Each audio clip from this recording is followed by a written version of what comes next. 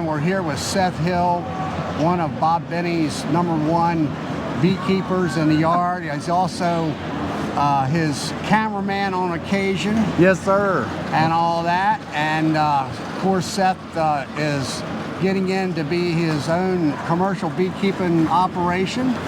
And so, Seth, tell how many people, how many hives you got right now, and I know that you just moved them off of a video down in the deep south there. So. Yeah, yes, sir. In the heartland, pretty much. Right, and we call it Florida across the Georgia line because you can be in Florida in like 10 minutes. Okay. But it's Hayhira, Georgia. I had brought down about 200. I lost a few. I think I got like 185 camping out down there now. All right, now you're in the honey business, bee business? Bee business mostly. I do make a little bit of honey, but I usually just sell it by the bucket because I don't ever make enough to really bottle. So are you selling nukes? Singles this year. I'll be selling singles. So that means you're selling a 10-frame deep hive. Yes, sir. Yep, deep hive body with a bottom board and a lid. It'll be pretty good equipment. It'll be, you know, mildly used, maybe be in the field a month or two. Okay. So weather tested. You're right. So now the folks that are buying your products and bees, is this a commercial guy buying stuff from you, or is this? No, it's just, you know, run of the mill. Whoever wants to buy. Whoever's got the money. Yeah, exactly. If the money's green, I'm good with it. Yeah. Yes, sir. You're ready to sell. Yeah, absolutely. That's the way I feel about it. And also, that's what you're doing is in the bee business and everything. And then, of course, you're still working with Bob. Yep. And all that. And how many hives does Bob be running? Approximately, I'm sure. Yeah, it's like 12 or 1300 maybe on the high end. We're not really sure. That's when you get to that point, it always fluctuates like the cluster does. It goes in, it goes big, it goes little all the time. It's kind of like asking how many hairs you got on your head. It's like, man, I don't know. Well, that's good. And well, I'm going to ask you. I'm going to go ahead and we'll try to get you on one of my Friday night bee chats. That'd be cool. That'd be real cool. And have a talk about, you know, about what you're doing at that point in time, and then I've got plenty of let other folks come on in and you know, ask questions, and we got probably 60 to 80 some people. Really? On the stream on Friday nights. Okay, cool. That's awesome. Last night, Bob of Walker Bee Ranch took my slot because I wasn't using it, of course. Being here at the show and the trade show here. Yeah. And he had a whole group of folks on. Well, actually, it wasn't Bob. It was actually Brad from Faith Apiaries, and Ian Stepler was on there. I seen Ian on there. I think I was kind of, you know, cruising around on my phone, and I seen Ian. I was like, holy cow. Yeah, he gets them all on there. Yeah, well, Ian comes in on the sidebar a lot. That's cool. Monikers and stuff. That's cool. And he chats a little bit with us. So how do you like, let's see, North American Honeybee Expo 2024? It's pretty sweet. There's some nice stuff here. There's some good deals. You know, I can't afford much.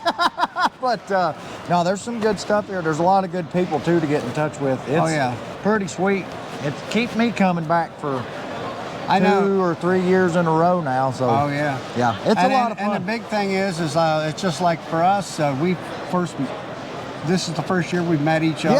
Yeah, and we've become beekeeping buddies. Yeah. And I know that I've met dozens and dozens of my subscribers here from Canada and all across the United States. And that's been a really fun thing to do, to finally meet people in person. Yeah. Especially from my live chat and all. So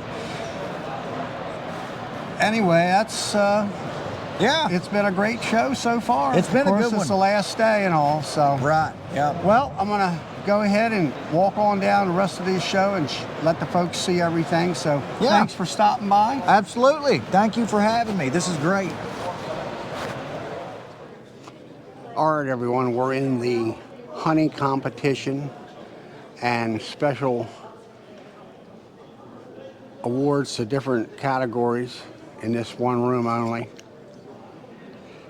Let's go walking on in.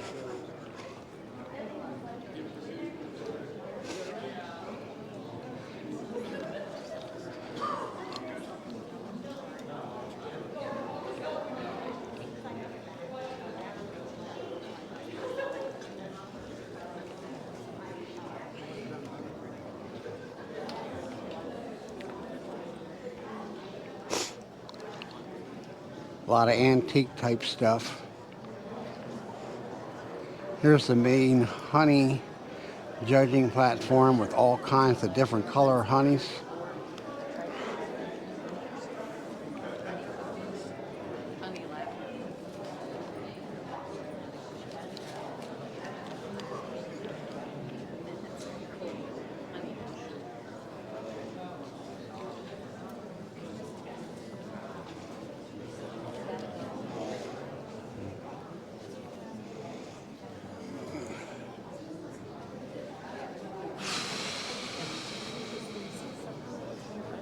Yeah, some of that's infused.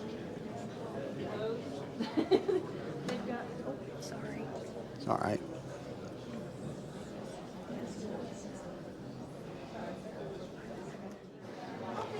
Here are all the mead entries.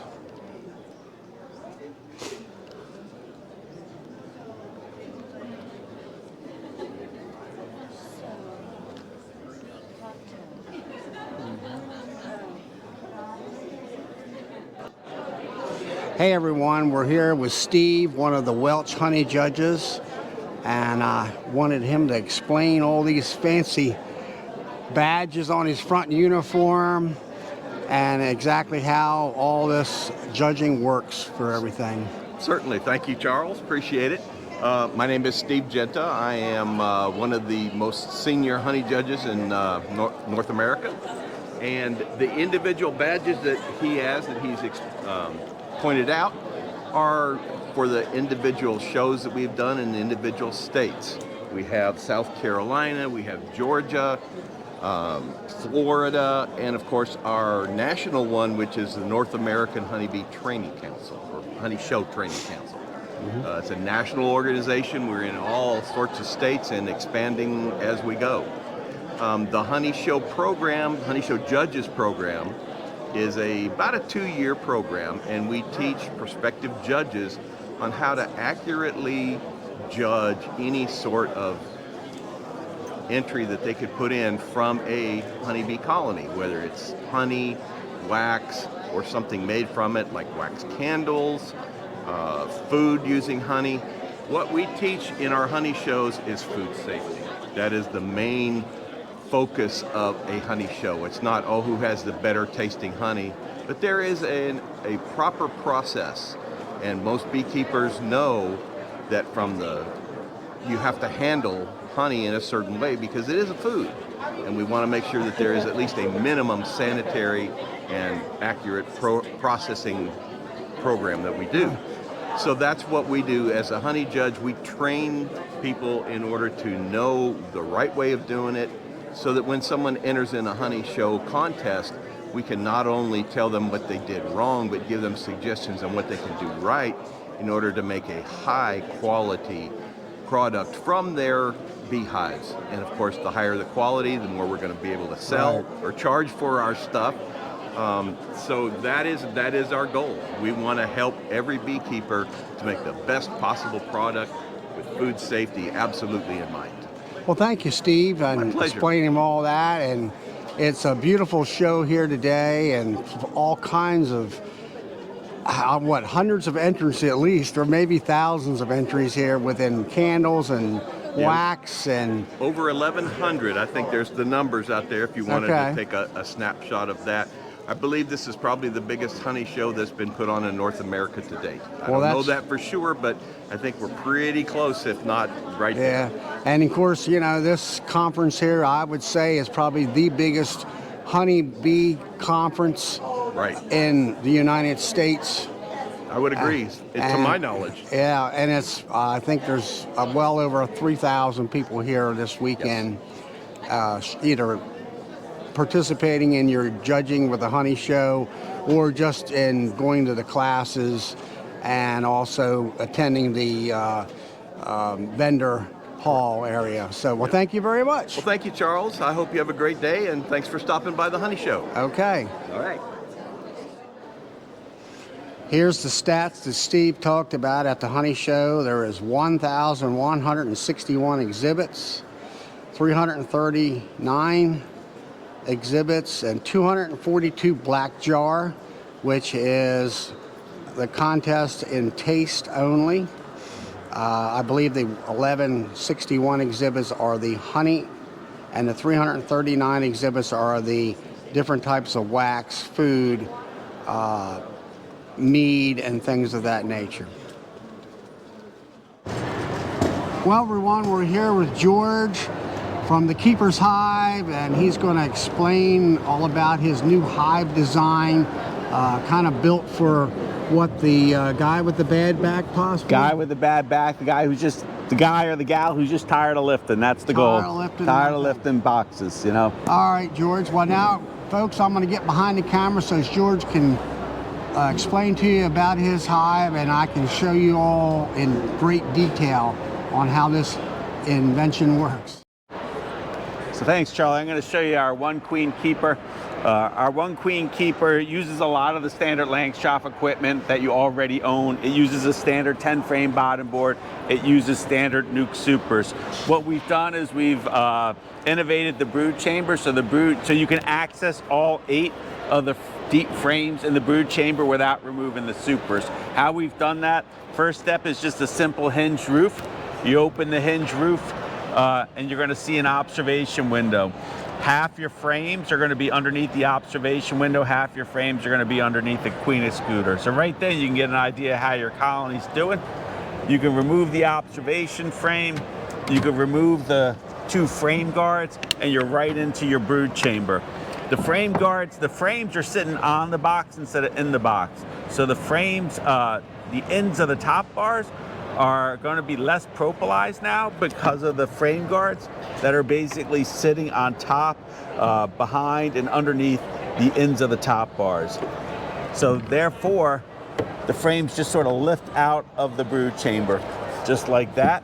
And you can slide the other frames from underneath the brood chamber. So all of a sudden what you have is the ability to get to all your 8 frames in your brood chamber without removing the honey supers.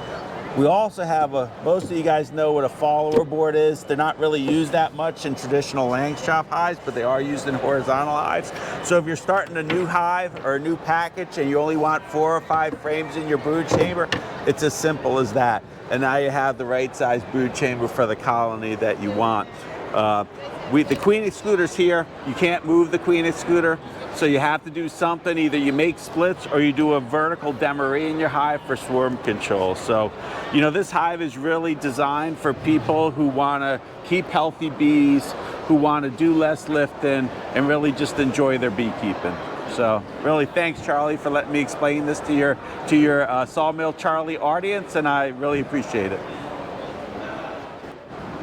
Well, thanks, George, for explaining your Beekeepers Hive to you, and how will the folks be able to get a hold of you and ask about more questions and possibly the price of it?